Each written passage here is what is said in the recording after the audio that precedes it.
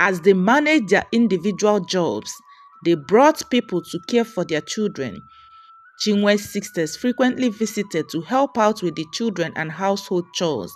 The girls had all grown into strong, independent women, each pursuing their own paths in life. Nneka, Chinwe's immediate younger sister, who had always been the most outspoken and independent one of them, had been quite helpful in the house, but Obora seemed not to like her. They never get along.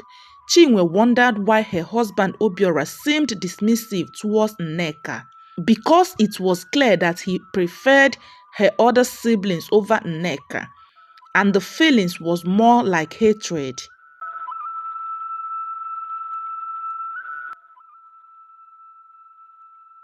Once upon a time in Ega village, there lived a young woman named Chinwe. Chinwe was the first child in a family of 7. Her parents, Ndokako and Arude, were well-respected people in their community, but life had not been so easy for them. Ndokako worked as a farmer to provide for his large family. His wife Arude supplemented the family's income with her basket business, which she does in the market. Chinwe was a bead maker. She made accessories and sold to vendors in the market. The women of Ega patronized her. She earned money and contributed in taking care of her siblings and soon went to a nearby town to establish herself. Her 4 younger sisters, Nneka, Mmesoma, Chika, and Choma, looked up to her, and her 2 younger brothers, Ebuka and Kachi, relied on her guidance. Ndokako and Arude had faith in their daughter Chinwe and usually sought her advice and support on their family issues. Chinwe's bead-making business was successful and she took it upon herself to ensure that her siblings were well taken care of. She paid for their school fees, bought them new clothes, and made sure they never went to bed hungry. Chinwe never complained. As her business was moving well, she loved her family deeply and was willing to sacrifice her own comfort for their well-being. Her sisters often visited her at her small home, which she had rented close to the market to be nearer to her business. They helped her with her beadwork, and together they shared jokes and gisted about what's happening in their village and neighborhood. Chinwe's sisters were her closest friends. Though they all had their different unique personalities, she appreciated and loved them the way they were, and was always ready to support them emotionally, psychologically, and most especially financially. Though there were times when she felt overwhelmed, but she never let it show. She had learned earlier on that she needed to be strong, not just for herself, but for her entire family. As the years passed, Chinwe's business grew and she even began to teach other young women bead making. The success her hard work brought to her made her a respected person in her neighborhood. Her family too reaped the benefits of her hard work.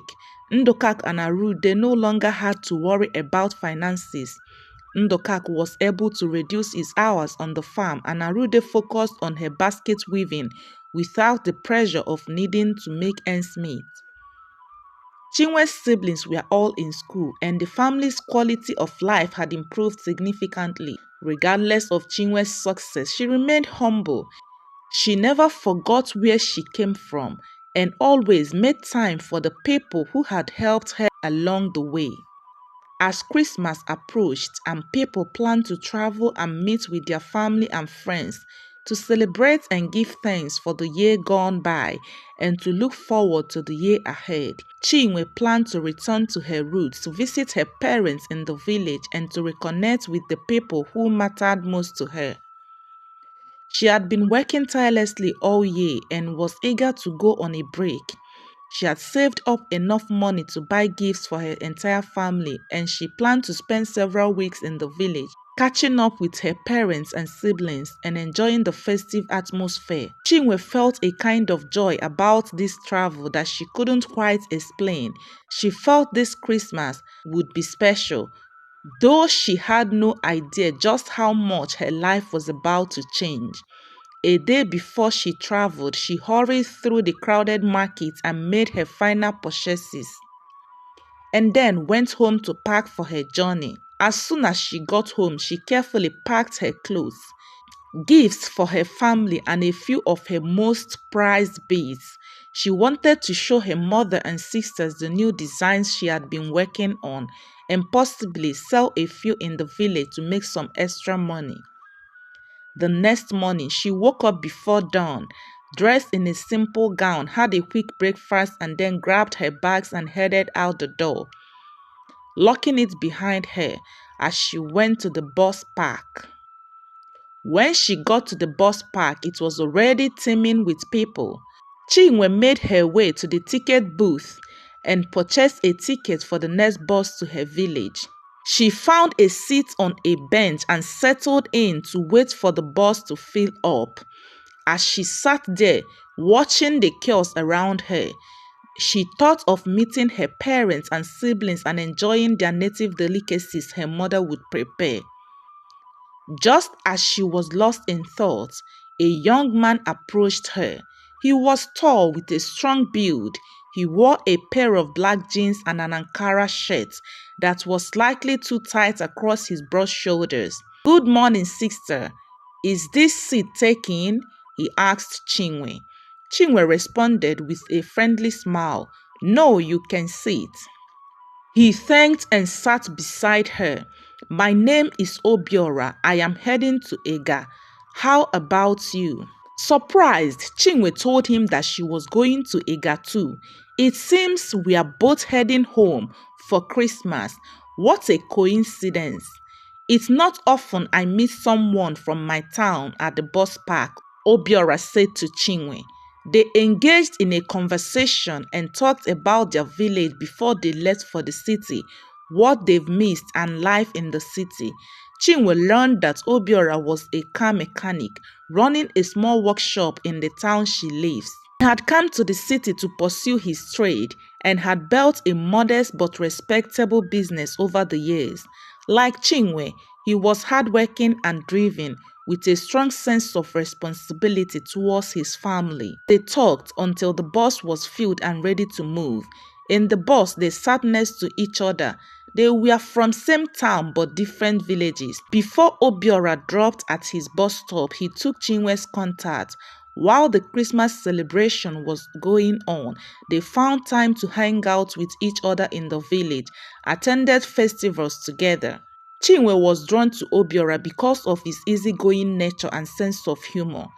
He had a way of making her laugh even as they discussed serious topics, life, work, and family. There was something about him that put her at ease, as if they had known each other for years, rather than just a few days. Obiora was the youngest of 3 children, and his parents still lived in Oga. He was a family person. He spoke fondly of his siblings, who had all moved to different parts of the country to pursue their careers. Chinwe told Obiora about her bead-making business, how she had started from nothing and had built it into a successful business. Obiora was impressed by her determination and talent. Chinwe and Obiora enjoyed the Christmas break in the village, spending time with their family and friends. They were happy they crossed paths with each other, as that made their Christmas a memorable one. After that memorable Christmas, they continued their relationship in the city. Obiora frequently visited Chinwe and she visited him too. They built a close relationship and grew it with each past day. And it wasn't long before the subject of marriage came up. Obiora proposed to Chinwe in her bead shop. He got down on one knee and asked her to be his wife. Chinwe said yes, knowing that she had found a partner who would support her dreams and share in her life story. They got married in a traditional ceremony in Ega. Chinwe made a special bead for herself for the occasion. After the wedding, they moved to the city where they began their life as a married couple. And with time, they rented a bigger apartment close to their workshops. They lived a modest life and continued to work hard at their respective businesses, supporting each other in their endeavors. Chinwe's bead-making business continued to flourish, and with Obiora's support and encouragement, she opened a rental shop. where she made and rented traditional costumes. Obora too went to a big city in the west, learned how to move a right steering wheel to the left, and afterwards returned to his city and found success in his work. He expanded his car repair business, hired more mechanics, and took on bigger projects. His workshop became one of the most trusted in the area, and his reputation as a skilled and honest mechanic was strong. Customers appreciated his dedication and the quality of his work. As they built their businesses, they also focused on building their family. After 3 years of marriage, they welcomed their first child, a son whom they named Sinachibia. The birth of their son gave them a sense of fulfillment.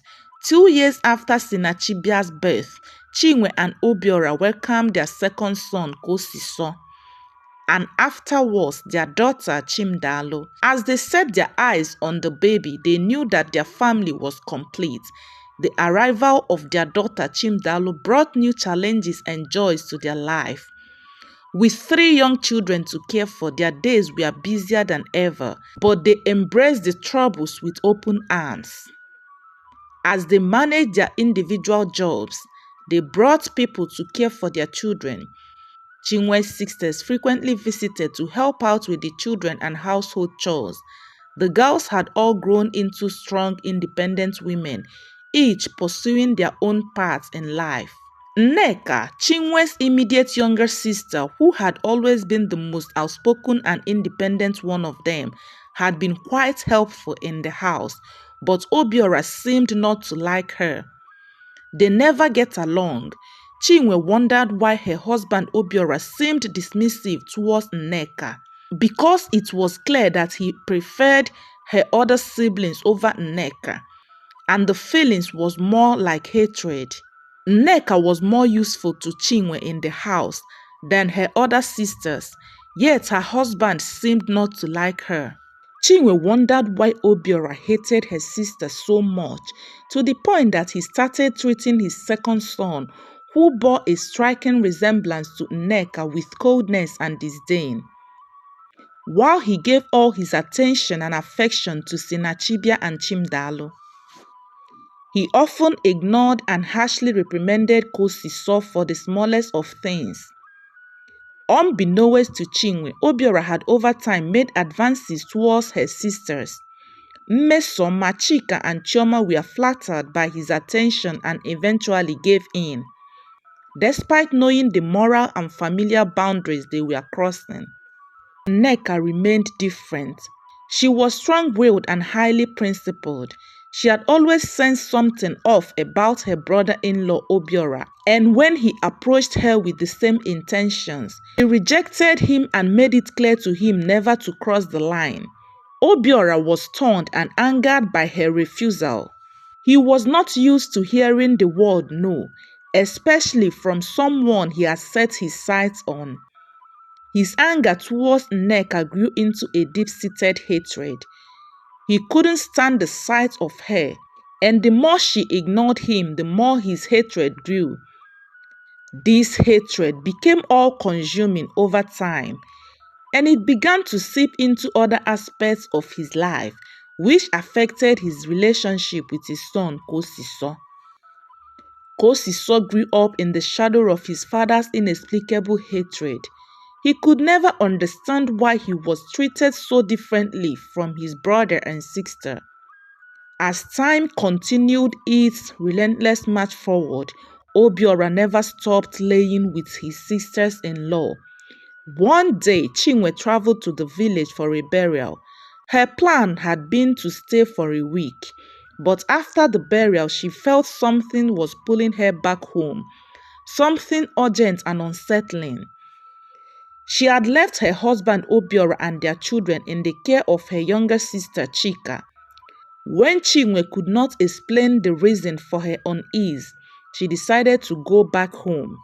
When she arrived her home, she stepped into the quiet house, expecting to hear Chimdalo's playful laughter, but instead, there was silence. She put her bags down and moved through the house, peeking into her daughter's room and then her son's, and they were all fast asleep. She went to her bedroom. To her horror, her husband and her sister were together in a way that felt far too intimate. "What is going on here?" she asked. Obora and Chika jumped off each other. "It's not what you think," Obora said. Chinwe's eyes darted between the two of them, searching for some sign that this was all a misunderstanding. But the bond she had seen between them was just a figment of her imagination. But the looks on their faces told her otherwise. "What do I think?" she asked Obiora. And just when Obiora was about to speak, Chika stepped forward. With regrets in her eyes, she burst into tears. "I am sorry, sister. I am so sorry. I know I don't deserve your forgiveness.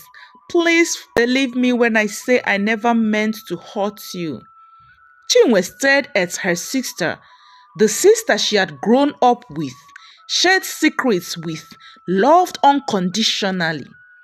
"Shh!" Chinwe stopped her from talking. Get out! Get out of my house, Chika!" Chinwe screamed. Chika at this point need not to be told how angry her sister was. She grabbed her clothes and fled the room, went to her room and packed her bags. Chinwe then turned to her husband. "I trusted you. I trusted both of you." Obiora tried to speak to her, but she moved away. She needed time to process what she had seen, to figure out where things had gone so terribly wrong. That night, Chinwe could not sleep but wondered how long such had been going on without her knowledge. The next day, she took her children with her and went to Nneka's house and told her everything. Nneka, who never knew Obiora had been sleeping with her other sisters, felt so bad for her elder sister. She consoled and offered Chinwe her shoulder to lean on. Obiora visited and apologized, but Chinwe could not bring herself to justify his actions.